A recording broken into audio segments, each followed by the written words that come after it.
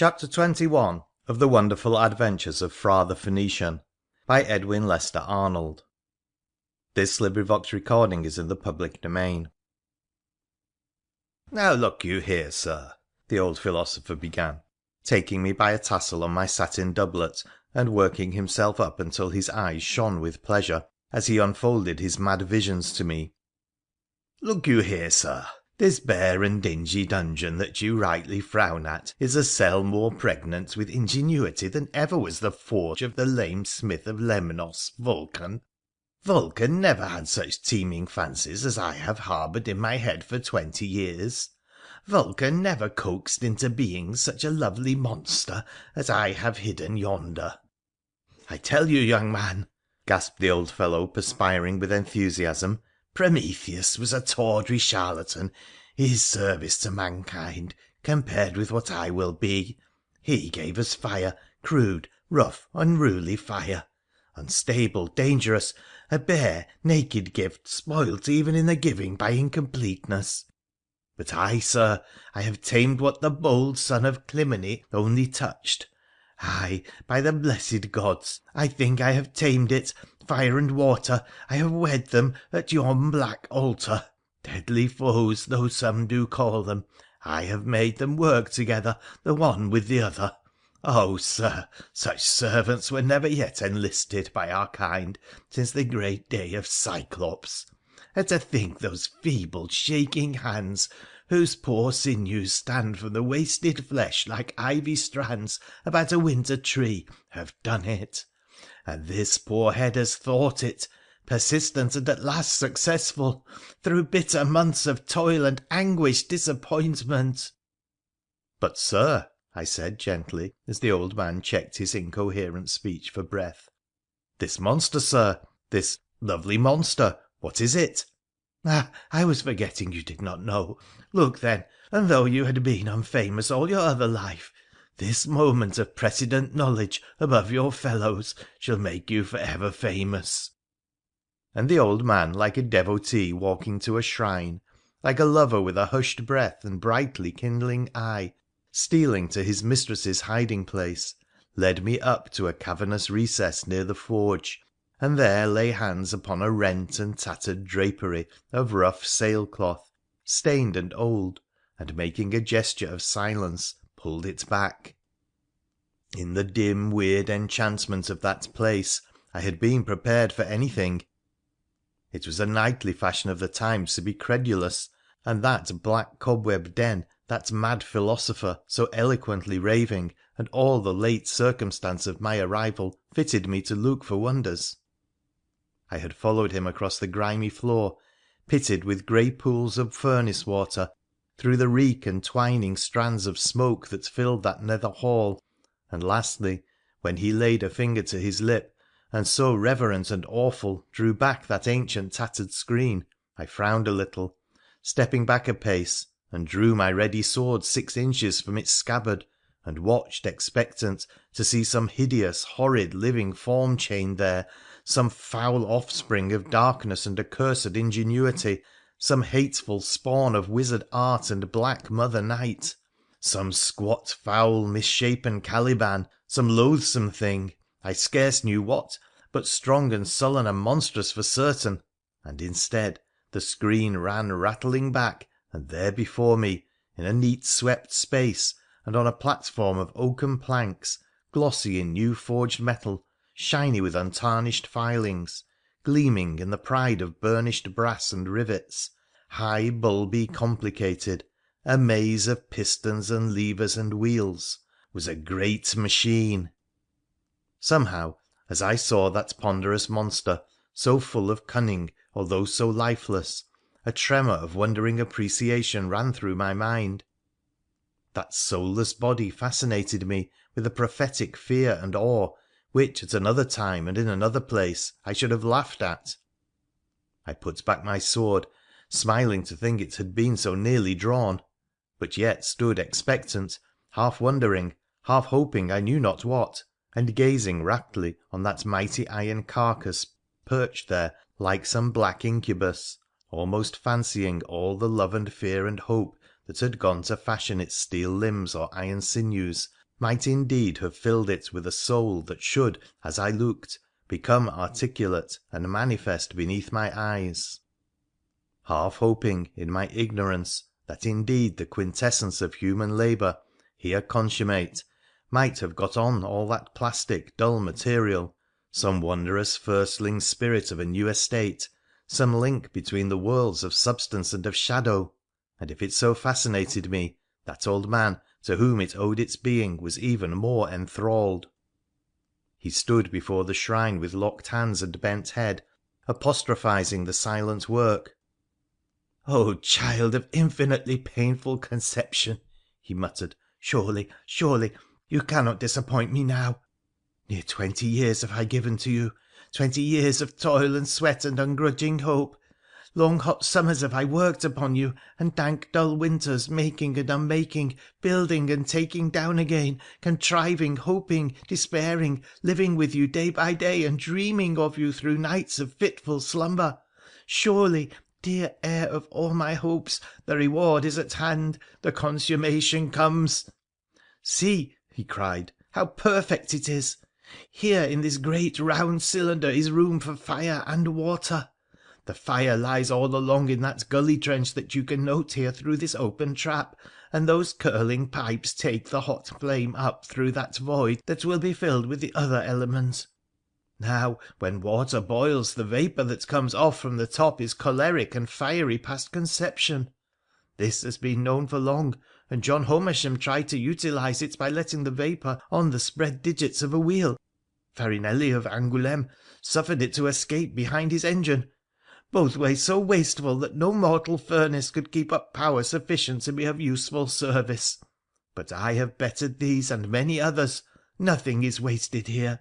The hot gases are stored and stocked as they rise above the boiling liquid until they are as strong as the blustering sun of Astræus and Aurora, and then, by turning one single tap, I suffer them to escape down yonder iron way, there to fall upon the head of that piston that with a mighty send gives before them, and spins the great wheel above, and comes back on the impetus and takes another buffet from the labouring vapour, and back it goes again, now this way and now that, twirling with fiery zeal those notched wheels above, and working all those bars and rods and pistons. Not one thing of all this complicated structure but has its purpose. Not one rivet in yonder thousands but means a month of patient, toilsome thought and labour.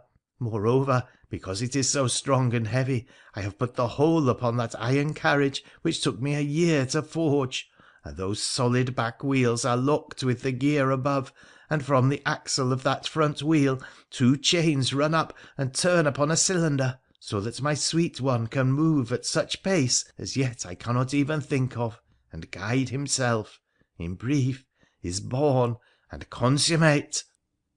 Then presently he turned from babbling to his child, and speaking louder, with frenzied gestures the while, he strode up and down before it, went wild upon the wondrous things it should do.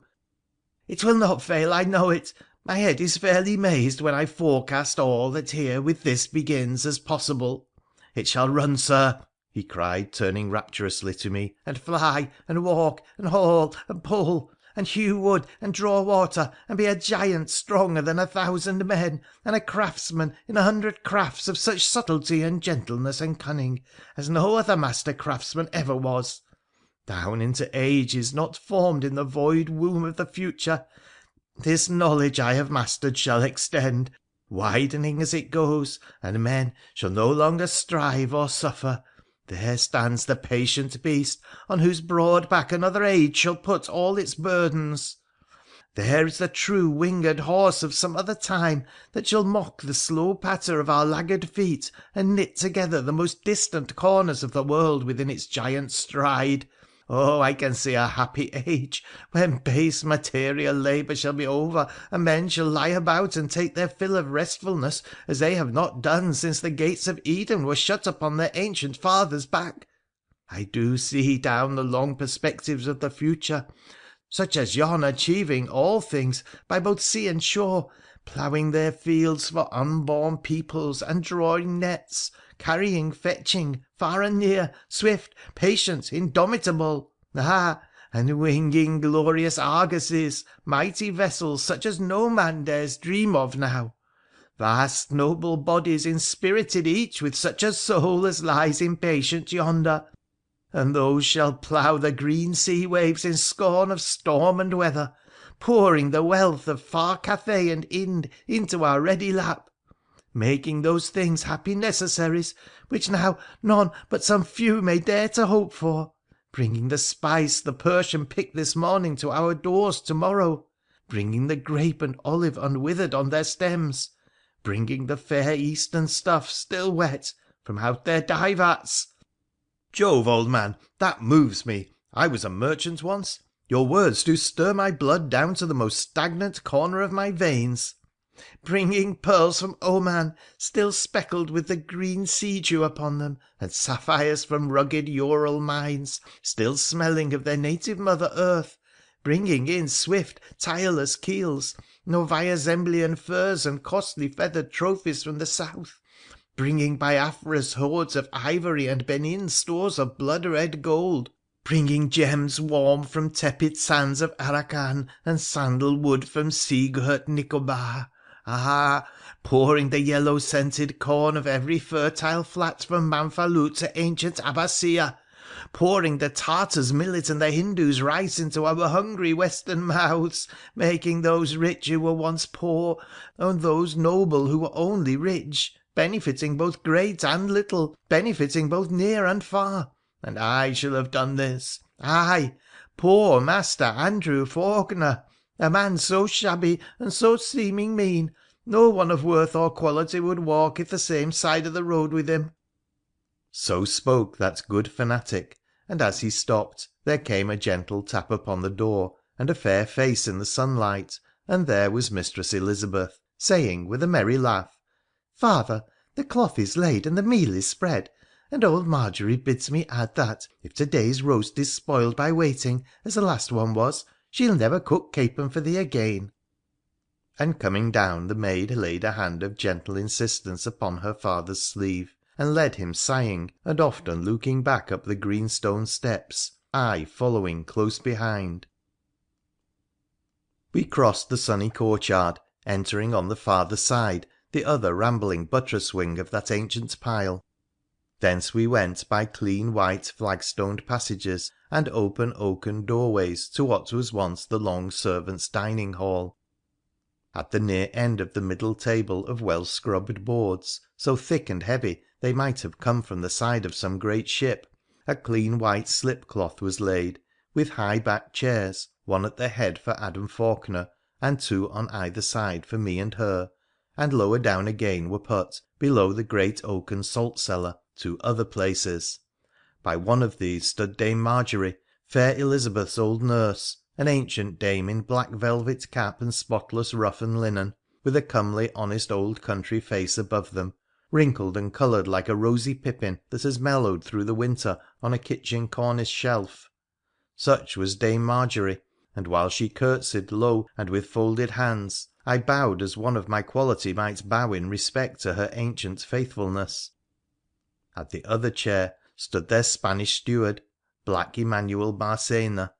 Yes, and as you may by this time have guessed, that steward was, in flesh and blood, none other but the midnight visitor who had disturbed my rest the night before. I could not doubt it. He wore the same clothes, his swarthy sullen face was only a little more lifelike now in the daylight, and, if more evidence were wanting, one finger of his left hand, that hand that had held the bloody handkerchief, was done up with cobwebs and linen threads. I knew him on the instant, and stopped and stared to see my vagrant shadow so prosaically standing there at his dinner place, picking his yellow teeth and sniffing the ready roast like a hungry dog. And when he saw me he too started, for I also had been dreadful to him. I was the exact counterpart of that amber gallant that had strode out upon his moonlit heels and scared him with a shout, where, no doubt, he fancied no shouters dwelt. And now here we were, face to face, guests at the same table. Surely it was strange enough to make us stare. But over and above the prejudice of our evening meeting, I already distrusted and disliked Emanuel Marcena. Why it was I do not know, but so much is certain — if one may love, no less surely one may hate at first sight, and, as our eyes met, hatred was surely born in his, while mine, as like as not, told through their steady stare of aversion and dislike. He was a sullen yellow fellow, lean and tall, with black crafty eyes set near together, a thin nose shaped like a vulture's beak, a small peaked beard and black hair closely cropped, a crafty, cunning, cruel, ungenerous looking fellow, who had somehow, it afterwards turned out, grown rich as his master's fortunes failed. He had come into Faulkener's service when a boy, had flourished while he flourished, and learnt 100 shifts of cruelty and pride from the gay company who once were proud to call his master comrade, and now, like the black fungus that he was, had swelled with conceit and avarice past all conscionable proportions. Well, we exchanged grim salutations and sat, and the meal commenced, but all the while we ate and talked I could not help turning to that crafty steward, and each time I did so I found his keen, restless black eyes wandering fugitive about among us. Now he would glance at me over his porringer, and then a half unconscious scowl dropped down over those dark Cordovian brows. Then perhaps it was the old man he looked at, and a scarce hid smile of contempt played about the corners of that Southern's mouth to hear his master babble or answer our talk at random. Lastly, my sleek Iberian would set his glance on sweet country Bess as she sat at her father's side, and then there burnt under his yellow skin such a flush of passion, such a shine of sickly love and aspiration, as needed no interpreting, and made me frown. Small as my stake was in that game I saw was playing, as black as inky night. But what did it matter to me who picked that English blossom? Why should she not lie on that mean Spanish bosom for ever if she would? 'Twas less than nothing to me who would so soon pass on to other ventures. And yet no man was ever born who was not jealous, and, remembering how we had met, how sweet she was and simple, what native courtesy gilded her country manners, what music there was in her voice, and how black that villain looked beside her, I, in spite of myself, resented the first knowledge of the love he bore as keenly as though I had myself a right to her. Pious, sanctimonious Emanuel Marcena! He stood up, saying his grace for meat, long after all of us were seated, and crossed his doublet a score of times ere he fell on the viands like a hungry pike. And he was cruel too. A little thing may show how big things go. He caught a fly while we waited between two courses, and, thinking himself unwatched, held it a moment nicely between his lean long fingers, then, drawing a straight fine pin from his sleeve, slowly thrust it through the body of that buzzing thing. He stuck the pin up before him by his pewter mug, and watched with lowering pleasure his victim gyrate. That amused him much, and when the creature's pain was reduced to numbness, he neatly tore one prismatic wing from off its shoulder and smiled a sour smile to watch how that awoke it.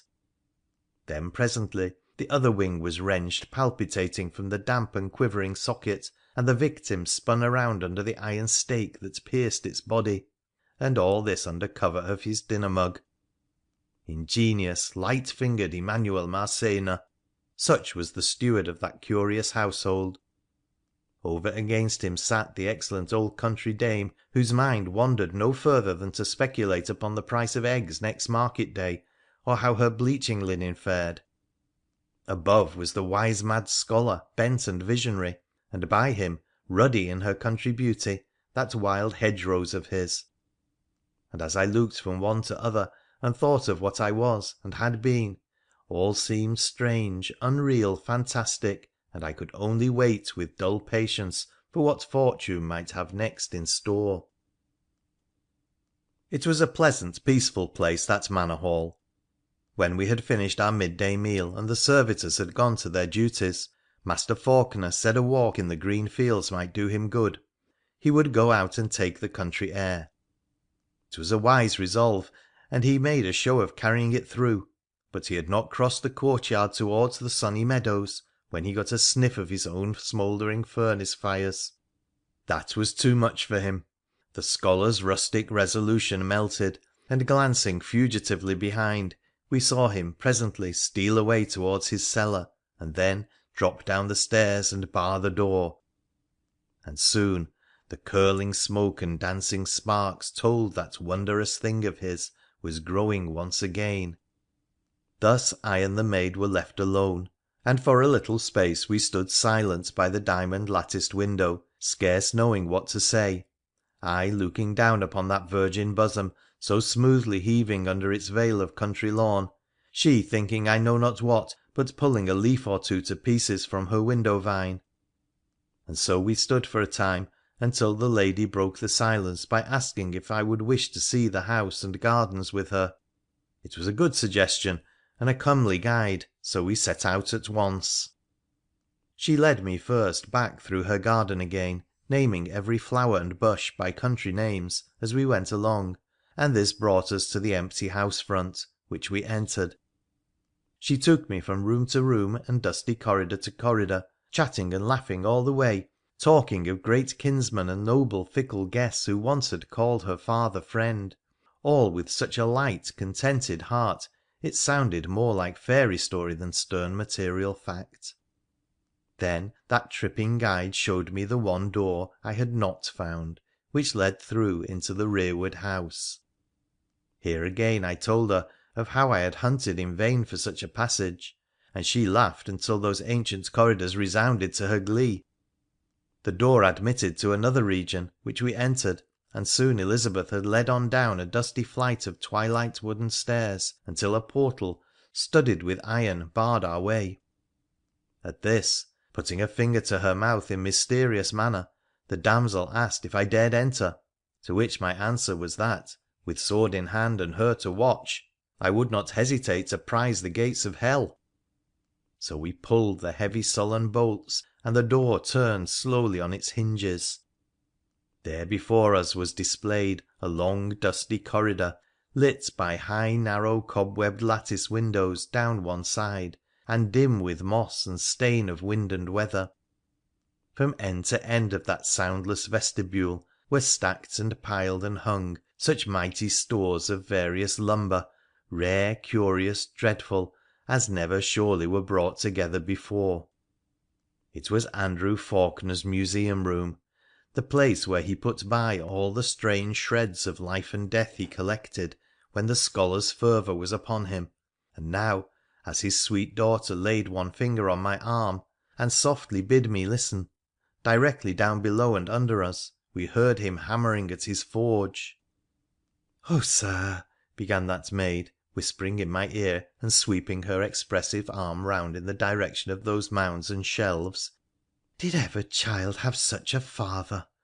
This is the one room that is forbidden me, and it is the one room of our hundreds that I take a most fearful pleasure in. I do wrong to show it, and indeed I had not brought you here but that something tells me you are good comrade, true and silent both in great and little.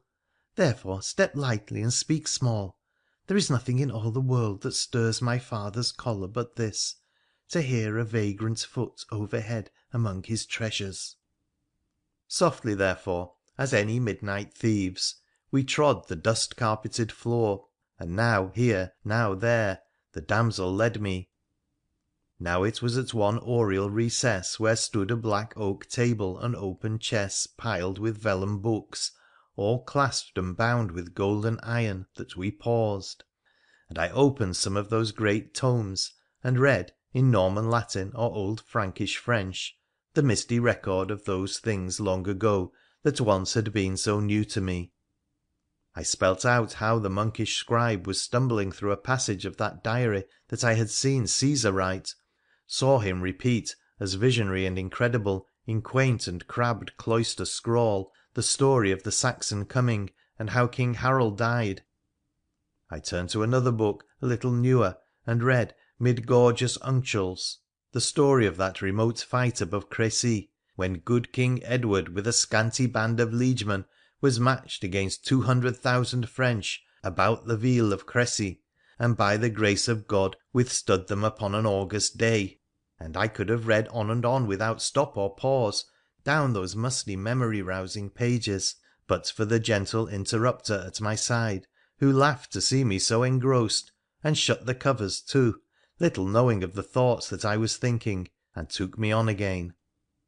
Then she would halt at a pile of splendid stuffs, half heaped upon the floor, half nailed against the wall, the hangings of courtly rooms and thrones, and, as her sympathetic female fingers spread out the folds of all those ruined webs, I read again upon them, in tarnished gold and filigree, in silken stitching, and patient cunning embroidery, more stories of old kings and queens I once was comrade to.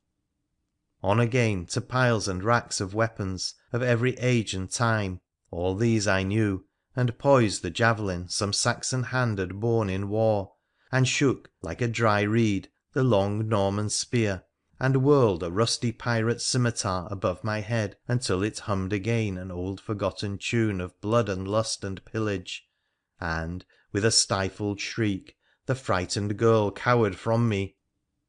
Oh, a very curious treasure house indeed, and here the scholar had laid up skins and furs of animals, and there horns and hoofs and talons. Here grim, melancholy great birds were standing, as though in life, and crumbling as they waited, with neglect and age. There, in a twilight corner, glimmered the green glassy eyes of an old Theban crocodile, and there the shining ivory jaws of monstrous fishes with warty hides of toads, and shrivelled forms of small beasts dried in the kiln of long silent ages, and now black, shrunken, and ghastly. On the walls were pendant enough simples and electrices to stock 20 witches' dens, enough mandrake, hellebore, blue monkshood, purple tinted nightshade to unpeople half a shire, and along by them were withered twigs and leaves would banish every kind of rheum, samples of wondrous shrubs and roots, all neatly docketed, would cure a wife of scolding or a war horse of a sprain, would cure an adder's bite, or, by the same physic, mend a broken limb. Ah, and bring you certain luck in peace and war, or light, all out of the same virtue, the fires of love in icy virgin bosoms. In that quaint anteroom, dimly illumined by its cobwebbed windows, were astrolabes and hemispheres from the cabin poops of sunken merchantmen, charts whereon great beasts shared with pictured savages whole continents of land, and dolphins and whales did sport where seas ran out into unknown vagueness. There were models of harmless things of foreign art and commerce, and cruel iron jaws and wheels with bloody spikes or beaks for breaking bones or tearing flesh, and teaching the ways of fair civility to heretics. That old man had got together 20 images of Baal from as many lands, and half a hundred bits of divers saints. Here, tied with the strand of the rope that hanged him, was the skin of a dead felon, and near was the true shirt of a martyr whom the Church had canonised 1,000 years before. In some way, too, the scholar had possessed him of a Pharaoh still swaddled with his Memphian robes, and there he was, propped up against the wall, that kingly ash with mouth locked tight, whose lightest whisper once had made or marred in every court or camp from dusty Ababda to green Euphrates, and brows set rigid, whose frown had once cost 20,000 lives, made 20,000 wives to widows, and eyes shut fast that seemed to dream of shadowy empery, of golden afternoons in golden ages, a most ancient, a most curious fellow, and I stared hard at him, feeling wondrous neighbourly. But I cannot tell all there was in that strange place. From end to end it was stocked with learned lumber. From end to end my sweet guide led me, pointing, whispering, and shuddering, all on tiptoe and in silence. And then, ere I was nearly satisfied, or had sampled 1/4 of that dusty treasure hall, she led me through a little wicket, down 20 stairs, and so once more into the fresh open air.